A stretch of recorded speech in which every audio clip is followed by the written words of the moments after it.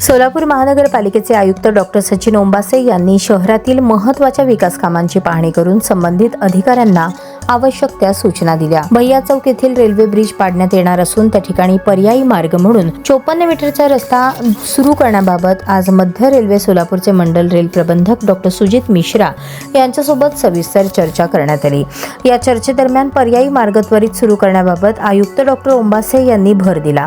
तसेच टिकेकरवाडी येथील railway station विस्तारीकरण होणार असून त्या स्टेशनला जोडणाऱ्या रस्ता परिसराला कुमठा गाव आणि होडगी रोडशी जोडणाऱ्या अप्रोच रोड संदर्भातही चर्चा करण्यात आली। त्यानंतर आयुक्तांनी 6 कामना येथील नाल्याचे खोलीकरण आणि रुंदीकरणाच्या सुरू असलेल्या कामांची पाहणी केली। या कामामुळे परिसरातील पावसाचे पाणी नाल्यातून सहज प्रवाहित होईल आणि पाणी साचण्याची समस्या दूर होईल असे त्यांनी सांगितले। त्यानंतर स्मार्ट सिटी अंतर्गत विकसित करण्यात आलेल्या ॲडव्हेंचर पार्कला नागरिकांसाठी खुले करण्यात आले असून त्या ठिकाणी भेट देऊन आयुक्तांनी पार्कमधील सुविधा, सुरक्षा व्यवस्था व देखभाली संदर्भात तपासणी केली। तसेच पार्क परिसर अधिक आकर्षक आणि सुरक्षित ठेवण्यासाठी आवश्यक त्या सूचना संबंधित विभागाला दिल्या। त्यानंतर त्यांनी रंगभवन प्लाझा येथे पाहणी करून परिसरातील स्वच्छता, प्रकाश योजना आणि सुशोभीकरणाच्या कामांची माहिती घेतली।